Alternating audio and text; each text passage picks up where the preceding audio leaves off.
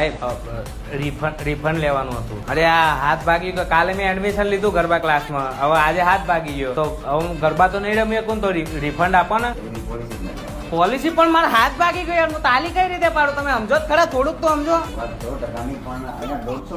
અરે 150 મેમ્બર તો મારો વિશે થોડી છે. હું તો એકલો જ છું ને. તાલી પડાતી નહીં એટલામાંથી. આજો આજો આ કઈ રીતે તાલી પાડવાની મારે? અરે સાહેબ એમ કહું છું રિફંડ આલી દો મને યાર. તમે સમજો યાર, હાથ ભાગી ગયો તો ગરબા કઈ રીતે ખાઈએ કેમ? હું જો ભગવાન કી તો બીવો.